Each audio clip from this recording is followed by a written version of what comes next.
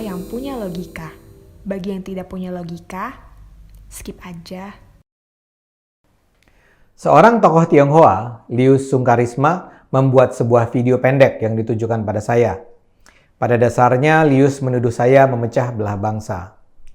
Video itu nampaknya dia kaitkan dengan sejumlah postingan saya tentang kerjasama atlet Muslim dan Kristen di Olimpiade dan pemberian bantuan sosial oleh pengusaha Tionghoa.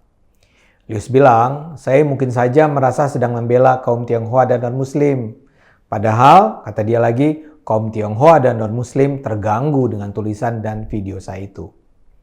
Kita ngelihatnya sih ngilu, kata Lius. Menurut Lius, di Indonesia ini sudah tidak ada lagi sikap membeda-bedakan orang berdasarkan agama, suku, dan ras.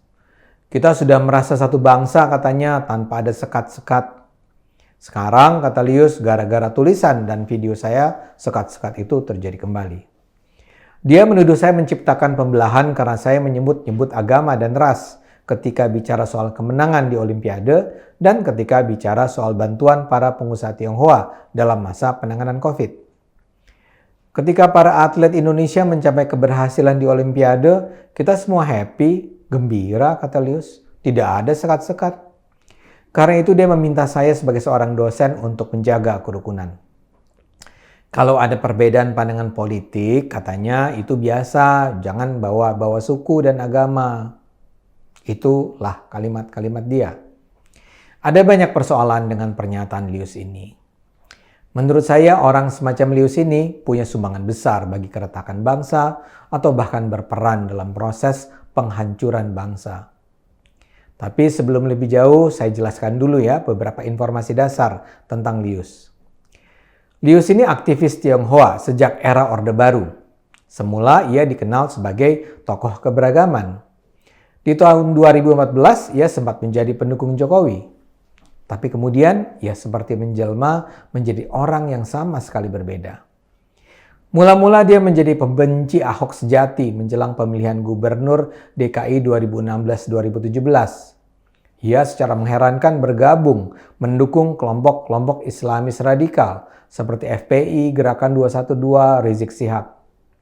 Dan bukan saja ia menjadi pendukung Prabowo pada Pilpres 2019, tapi dia menjadi orang yang berada dalam kubu ekstrim menyerang Jokowi.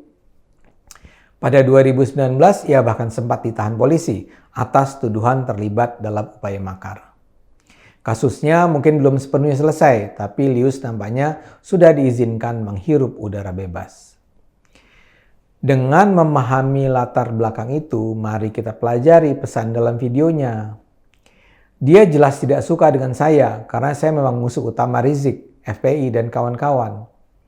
Karena itu apa yang dia sampaikan tentu sangat dipengaruhi kebencian dia. Lius misalnya menganggap postingan saya membangun sekat.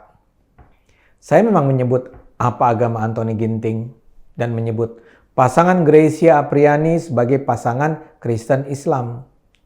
Tapi itu jelas tidak dalam konteks mempertentangkan kedua umat beragama.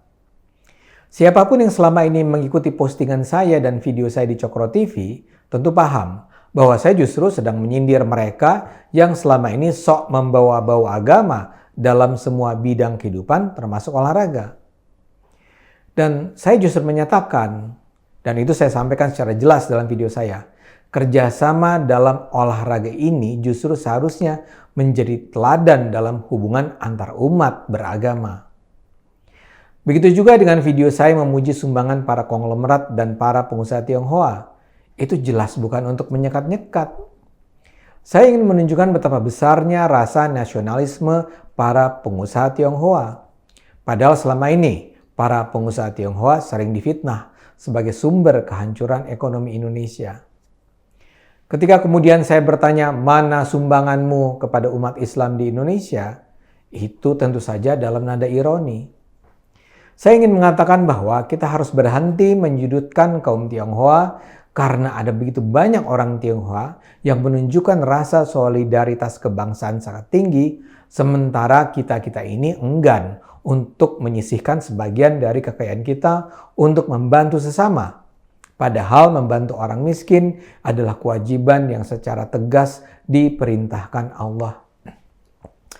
Jadi tuduhan Lius bahwa saya berusaha membangun sekat pada dasarnya mengandung cacat logika mendasar. Tapi masalah yang lebih mendasar dalam argumen Lius adalah soal pernyataan dia bahwa sebenarnya di Indonesia sudah tidak ada lagi soal diskriminasi atas dasar ras dan agama. Dan inilah yang menurut saya merupakan sumbangan penting orang semacam Lius bagi keberlangsungan penindasan HAM kaum Tionghoa dan Kristen di Indonesia. Buat saya sangat tidak masuk akal bahwa ada seorang aktivis Tionghoa menganggap kondisi hubungan antara agama dan ras di Indonesia adalah baik-baik saja. Salah satu persoalan terbesar di Indonesia sejak awal reformasi justru adalah masih berlangsungnya atau semakin meningkatnya praktek diskriminasi terhadap Tionghoa dan Kristen. Saya harus tekankan, penindasan ini tidak dilakukan oleh mayoritas umat Islam di Indonesia. Tapi praktek-praktek diskriminasi adalah sebuah gejala yang menakutkan, yang terus dan mungkin sekali menjadi-jadi di Indonesia. Dan itulah yang menyebabkan pemerintah Jokowi berkomitmen untuk menghabisi gerakan-gerakan Islamis pribumi radikal ini. Ancaman dan suara kebencian terhadap kaum Tionghoa masih terus kita dengar. Saya kebetulan sekali dikabari tentang konten percakapan di berbagai WhatsApp group yang didominasi oleh kelompok-kelompok Islamis pribumi radikal.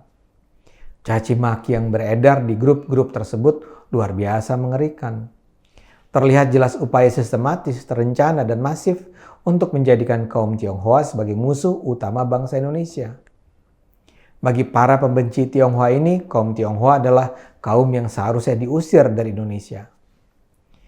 Apa yang terjadi pada Ahok pada 2016-2017 adalah wujud nyata tentang betapa besarnya kebencian terhadap Tionghoa itu masih berakar di sebagian Muslim pribumi. Begitu juga dengan sikap terhadap non-Muslim, terutama Kristen. Bagaimana mungkin kita menyatakan umat Islam dan Kristen rukun bila kita masih terus menyaksikan adanya pelarangan gereja, pelarangan warga Kristen menjadi pemimpin daerah, atau bahkan menjadi pemimpin di sekolah. Adanya kewajiban bagi siswi Kristen mengenakan jilbab. Masih kuatnya anggapan bahwa haram bagi umat Islam mengucapkan selamat Natal dan bahkan mengucapkan Assalamualaikum pada umat Kristen. Itu semua adalah contoh intoleransi dan itu semua terus terjadi di Indonesia. Dan itu akan terus terjadi kalau kita membiarkannya. Dan kita hanya bisa menghentikannya kalau kita mengakui bahwa itu adalah masalah besar yang harus kita atasi bersama. Dalam hal ini, Lius menjadi salah satu faktor yang menghambat upaya menghentikan penindasan ini karena dia menjadi orang yang seolah-olah memberi pembenaran untuk tidak menganggap persoalan diskriminasi dan penindasan HAM sebagai masalah besar yang harus dihadapi bersama.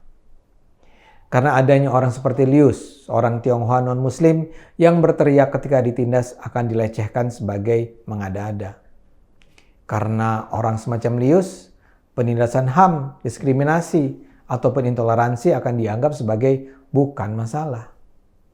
Hidup seolah berjalan baik-baik saja, padahal penindasan terus terjadi.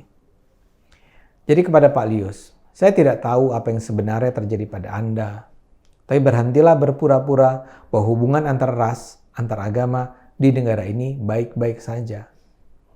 Anda mungkin punya hidup yang nyaman, tapi di luar rumah Anda ketidakadilan terus terjadi. Pak Lius, gunakan akal sehat. Yuk kita semua gunakan akal sehat, karena hanya dengan akal sehat negara ini akan selamat.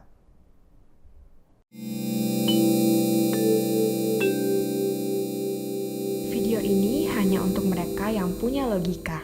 Bagi yang tidak punya logika, skip aja.